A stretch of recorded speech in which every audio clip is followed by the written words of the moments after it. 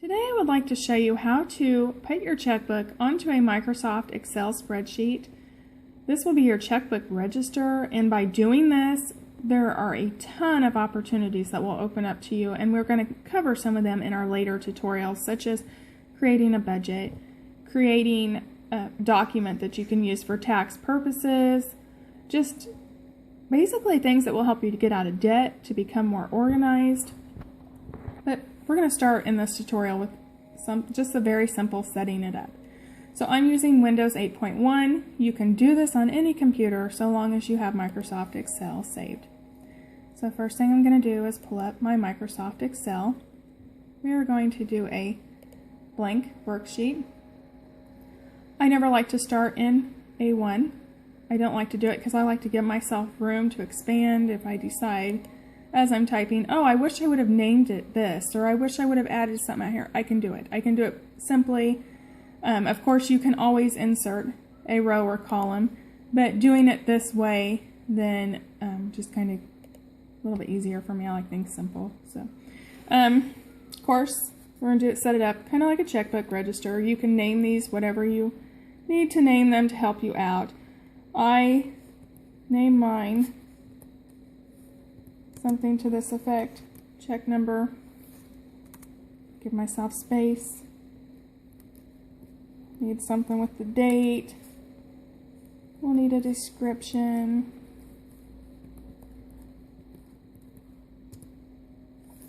okay, we're going to need our debit and credit columns, but just keeping everything simple, let's just call them charges. This is just that flexibility to name things and do things the way that it suits you. This is all about making things easy for you. Debits, and of course the ever important total, so we know what is in our checkbook. Have to have the total. Main purpose for doing it. Okay, so we have our header set up.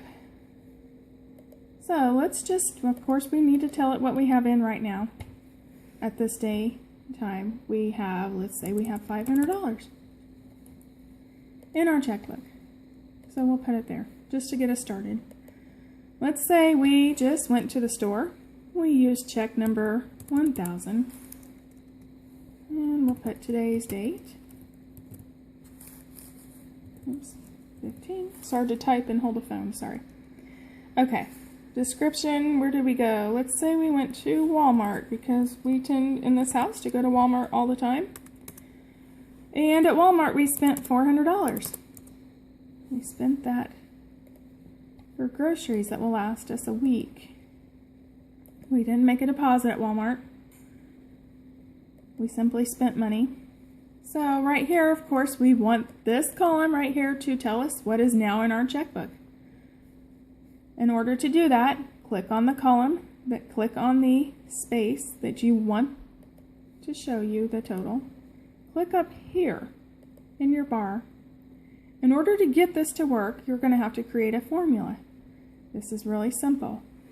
We're going to say equals because we're trying to say that this column equals, now click here, 500. It equals whatever this column is. Up in here, don't click anything else or you're going to screw yourself up. So up here in this bar, it's going to equal what we just clicked on, minus, hit your minus button, click here. It's going to equal whatever your first thing was, minus this column, don't click anything else. Click up in here to keep yourself safe, plus whatever this column was, and of course we did not make a deposit at Walmart, we simply spent money. Now, be sure, don't click anything, hit tab. Simple ways, it's really easy to get to create problems whenever you're creating your formula, so just try to be very careful, and if you do it wrong, we can always redo it. These say 500, 100, 400. So at least we did it right. We had 500, we spent 400, and it is showing us 100. It should be set up in the currency format, so let's highlight that section, right click, go down to Format Cells, and we want currency because we are talking about money. There, makes it look much nicer.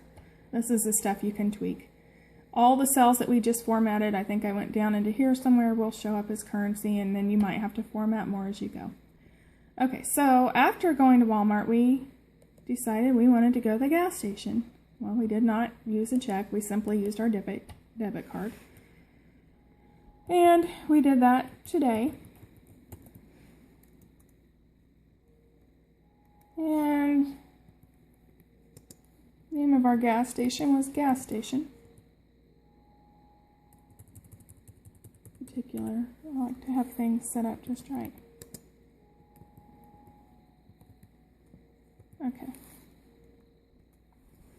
Okay, at the gas station, we spent $20. And look, it didn't do this over here. So, that's because we didn't set it up. Easy way to set it up is to click on a button, click up here where it did do it right, and we're going to copy. Basically copying that formula, and highlight what you want, the areas you want to copy this into. Let's go down into here, click, right click is what I'm doing, and paste, and it has set all of these columns up so that as you go along now, it's going to automatically do this for you, and you're not going to have to worry about this anymore.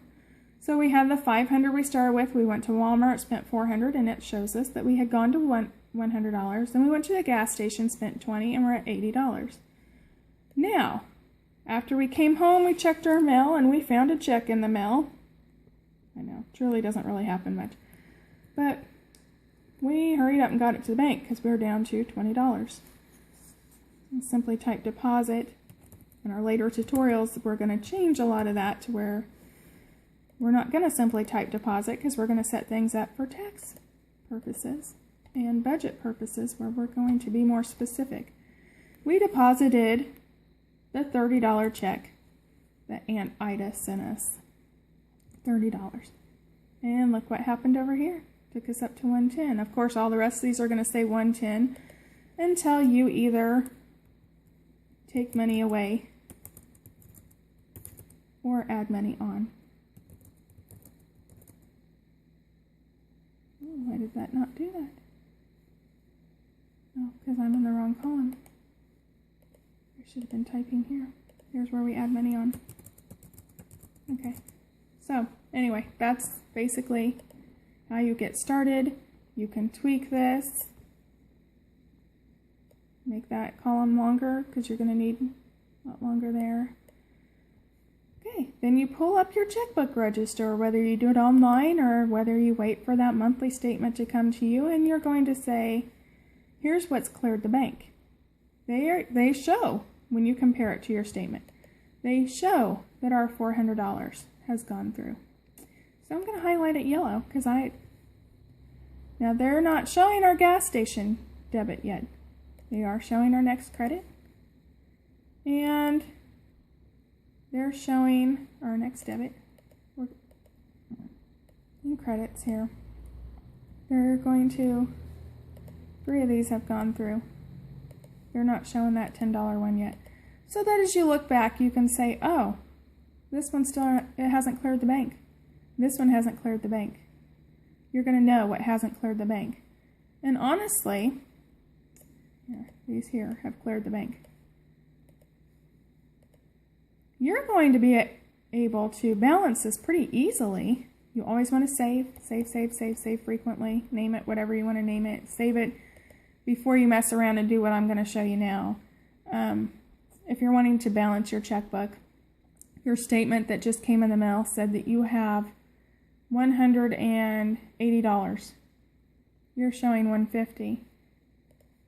Clear out the things that haven't cleared. It shows $180 now, which is what the bank says, so you're good. Undo that. Or always save it before you do what I just showed you in balancing, because you don't want to mess yourself up. So always save it and either undo it or just simply hurry up and close it out and say don't save, because you don't want to save it when you've cleared all that stuff out. So anyway, that is our basics. And in the future, we are going to show you more things, like I said. And you can get as creative as you want with this. You can format your cells. You can create a border. You can... That border didn't work very well. Color it up. Do whatever you want with it. But none of that matters as much as just getting the basics. There you go. You now have it all bordered up if you want. Help you see your lines better. Okay.